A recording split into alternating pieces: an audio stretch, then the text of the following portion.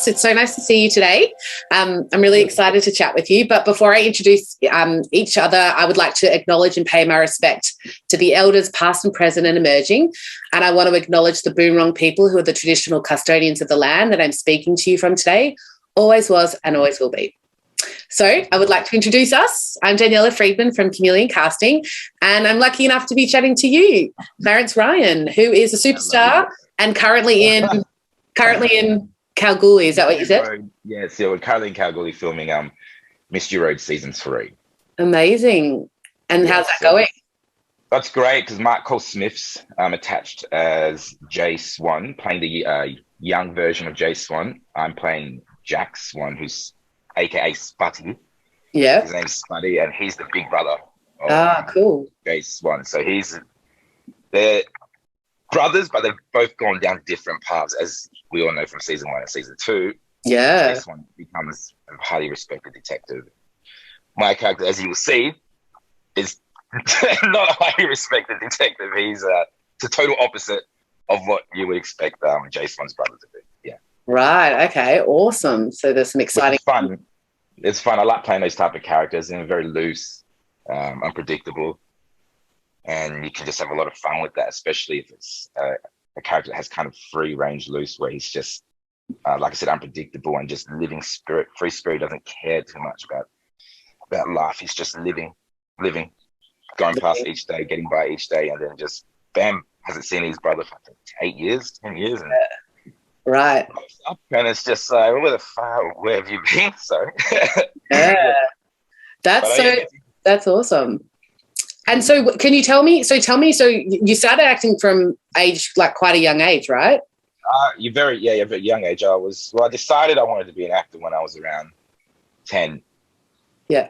I used to like watch a lot of movies and just remember the lines and recite them and just reenact movie scenes and just in front of my mum. And I told my mum I want to be an actor, and she was like, "You out of your mind?" It's like, so she was, yeah. We don't have much actors in our family, so.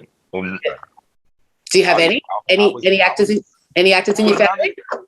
None at the time when I was 10 that would have influenced my decision. Yeah. Now we have actors that are coming out to do more like theatre and film and television, but at the moment I'll be the one in the family that's the most successful. Yeah.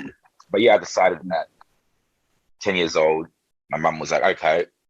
She thought, it was just probably a hobby that I would enjoy. So they put me in some acting classes, little acting classes, just for like, I think it was modeling and acting. So it wasn't purely focusing on acting. It was more, I think, being comfortable with yourself and your body and all that type of stuff, which was great. It was in Perth at the time. I don't think we had any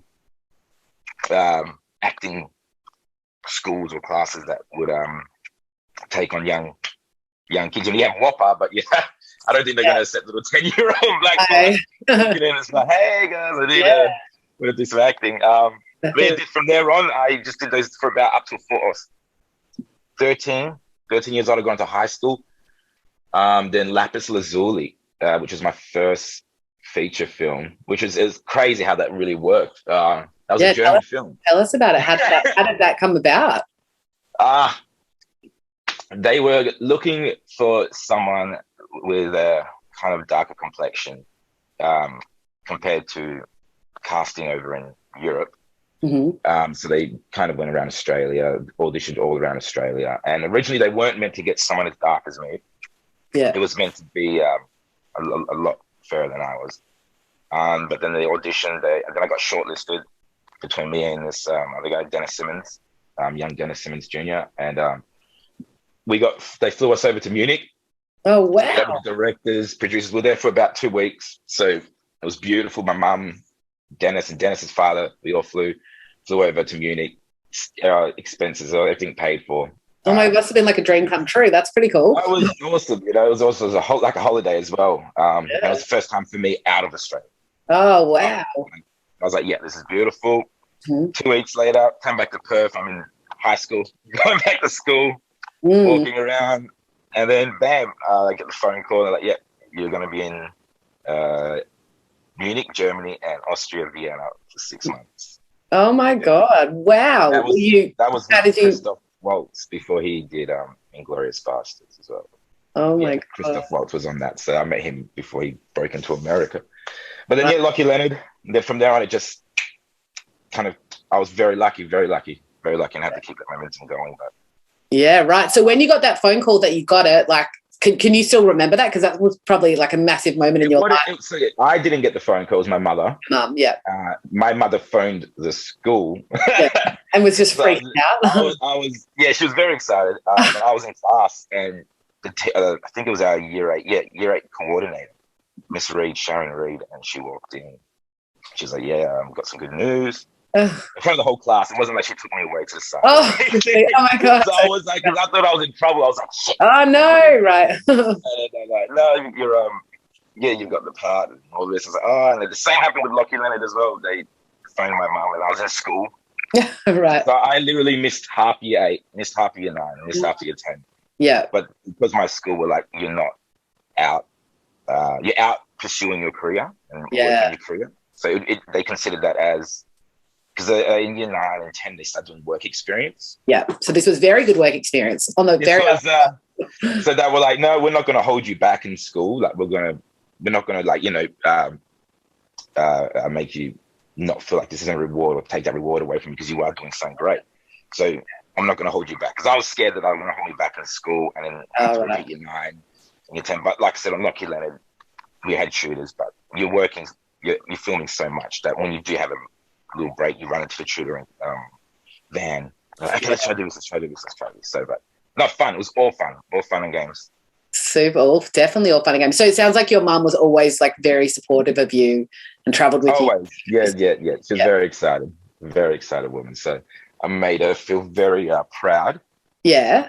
Yeah. I'm sure you have. Excellent. And so tell me, like, what's the project that you're most proud of? Because you've obviously done quite a bit. Like, what's the project that you're most proud of or role that you just love the character of? I mean, all of them I love. Because at the moment I'm in process of creating a project of mine, which we've got some producers attached and script development, and we're going to be doing a pilot soon, which we're in discussion of. And I'm very, very intrigued to see where that goes because it's a very, very strong story, and we want to have it into a TV series and try and get 3 seasons rolling out of it. It's just a very interesting story, but that I think will top them all because that's something I've invested my time personally. Wow. I've invested my creativity and time which you don't even get paid for, but it's time that you want to invest in when I'm sleeping, when I'm in the shower. It's just ideas are just ticking. I'm like, let's remember that. So this is I mean, all my characters I've done, I've made the character come alive from the paper that a writer or a director or a producer or whatever they put on there, and that was my job to make that character come alive. Yeah. So when I'm creating this character, this story now, which I'm in production doing in the process, I've approaching this in a different way than I would to being handed a character or being given a character to learn and all that process. It's very different. It's like my first time, but I can see that I'm very invested into it. Invested in blood, sweat, and tears. So I think when that comes out, if we have this conversation again, will it be your second Zoom ever if we do it again? Do another chat? Probably. Yeah. Wait for it. That's good. Wow, that sounds so cool. So you're creating it, so you're really integral into the creative part of it. Yeah. So we've got a little team together, which I think is very important. Yeah. People I trust and people that I know outside of work, and we have relationships outside of work as well. And we're all on the same page. So it's very important to have that. I'm very grateful. Yeah. That's so cool. And so I just wanted to talk a little bit about Stateless, which was such a powerful and incredible show, full of like what a cast to work with. Can you tell me a little bit about how that was? Because it was filmed in South Australia, is that right? Correct, South Australia, and we went out to Port Augusta. Yeah. Port Augusta, which I think is about 4.5 hour drive. Oh wow. Heading towards Central. Heading up towards the central thing. So it's pretty like outbackish, as you could tell from watching. Yeah. But yeah, the crew, the cast, everyone in that was sensational. As you would as you can tell, it was a big production, so there was a lot of people, and building the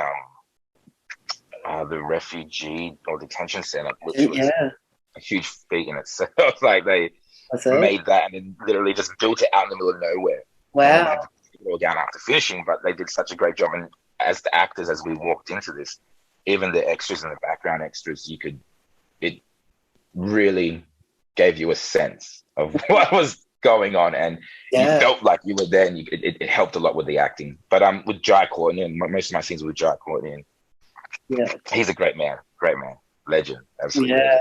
That's some great nights with him. So. And did you all live? You all kind of lived around there while you were filming? If it was like we all had because there's so much people to accommodate. You have people over there and there and there and there, but then we all had like little family groups, so it was keeping us all sane and happy. And enjoying the show, which was the most important thing, instead of feeling like this is work. We're enjoying it and having fun with it. So keeping sane is a good thing for that for that show. Yeah, especially like the character I was playing, all the characters, they were a bit dodge. So I was like, you have to just step back after work, and because I decided I wanted to put on a bit of weight for that, and get the moustache and have the hair slicked back and look greasy. A very different look to how you are today. I like your long hair. But that's because some of my friends that watch it, I can't. They're like, I don't even recognize that's you. I'm like, that's good. That's good. Then that's what I want. If you can tell it's me, then I haven't done my job. Yeah, it's good to be able to play lots of different roles and look very versatile. So, what advice would you pass on to a young kid who was age 10 or 14 or whatever that wants to be an actor? Like, what kind of advice would you give them? I'll tell them to trust your instincts and what you want to do. Don't let outside forces influence you, meaning telling you can't, or you should do this, or you should get a real job, or you need a stable paycheck, because those things in the long run are just there for those moments when you need to pay that stuff. But when you have a career that you're pursuing and you're living it, you'll understand when you get older as well. Because at 14 years old, if I had someone to tell me all this stuff, I would have been like, thank you. But you do have outside forces, meaning you might want to have a relationship. You start finding a girl, and that can distract you. And that's not meaning that don't find a girlfriend, but understand your balances and understand that, if you do have this girlfriend, you do trust her, and surround yourself with people that support you, trust you, love you, because it's not an easy industry as well. That's the one thing you need to tell, because people always ask me, can I do acting? Can I get into acting? How do I do it? And I was like, it's not as simple as A, B, and C. You're not gonna get a key to the door so quick to unlock into the industry unless you've got parents or connections already. It's about not what you know to in that sense, and if you've already got that foot through the door, it's a lot easier. But if you haven't, you've got to kick the fucking door down, and you've got to be like, here I am. You got to be noticed. You got to get noticed. You got to be different from others and stand out. Like, that's why I always say, trust your gut instinct. Always trust your gut instinct. And if you feel that it's the right approach to a character, go for it. And if it doesn't work, you learn from it. So learn from your mistakes. That's all you can do is learn from your mistakes. Yeah, and mistakes are okay, right? The mistakes are. That's how mistakes are turned into lessons, but if you leave them, they remain mistakes. So you can just either learn from that and go, no, this is not a big deal. This is me learning from this, and I take it on board and learn for the future and keep pushing forward. That's all you can do. That's all you can do. That's awesome. Thank you for sharing that wisdom. I think that'll help a lot of people and resonate. So what is next on the radar? You're filming something now. You've got some other stuff in the pipelines. Yeah. Next year, start of next year, January, I think it is. I'll be back in Kalgoorlie. Oh, really? Yeah. I'm filming. We're doing a feature film here called Kid Snow. Yep. Forgot who the director is, but so basically set in the 70s. About Jimmy Sharman's boxing tent troops that used to go around boxing. And my character, I think Marco Smith as well, who's playing Jay Swan, the younger version on this. He's got a role in that as well, because we were talking. And my character's name is Armless. Armless. He's got one arm. Yeah. Got one arm. Okay, so it's descriptive. Yeah. Yeah, I think his character's either being hit by a car and they don't say it, but they hint that they're either being hit by a car, came off or been amputated, or he crocodile ate something like that. But he's a boxer. He's a boxer as well, and he's a very quiet man and observes the ring. And I think he's the oldest out of all the young boys there. Okay. I don't know who the main character is, but he's an Irish boy, which they're flying from Ireland. He comes through and play that. So it'll be a nice little interesting film. And I think the first kind of boxing film I did was September. Yeah. When I was 14 years old. Yeah. And that was set in the 70s. I love those eras. Like, it's beautiful. It was beautiful. It was like going back in time, especially with the building sets and locations and wardrobe and hairstyles. Yeah. It's like traveling in time back to those times. And because I wasn't born, it's like a little time machine for me to go back and go, oh, this is beautiful. Yeah, exactly. Oh, cool. Awesome. Well, thank you so much for your time today. It was so special to have a chat with you. And congrats on your new little boy who's 3 months. Thank you. Give a shout out to Jack. That's exciting. And also, I didn't even get to say, because we kind of went back into it, but congratulations being nominated for the CGA Awards. That's very exciting. No, thank you. Yeah. Thank you. That's why we're chatting. So that's really cool, because then obviously you're being recognised across Australia from all different casting directors who think you're fabulous. Oh, thank you very much. Thank you very much. Yeah. Also, we look forward to seeing you on the TV screen or a film soon. Yes. Well, the new one. You guys got to watch Blueback. Yeah, I'm excited for that one. Yeah. Currently, so that will be very, very interesting. So you guys, keep an eye out for that. That'll be January 2022. I think. I just spoke to Robert and just finished doing ADR for that. So you guys, it looks beautiful. I think you're going to enjoy it. Amazing. I can't wait to see it. Cool. Thank you so much. You're so lovely. It was so nice to chat to you. And I hope to be able to meet you one day in person, whenever that will be. One day, love. Yeah. When the big C's gone. I know. Oh, my God, when the big C. Yeah, exactly. But good luck with the shoot. And I think you're amazing, and they'll be really happy with this. So thanks for your time. Thank you, love. We'll speak soon.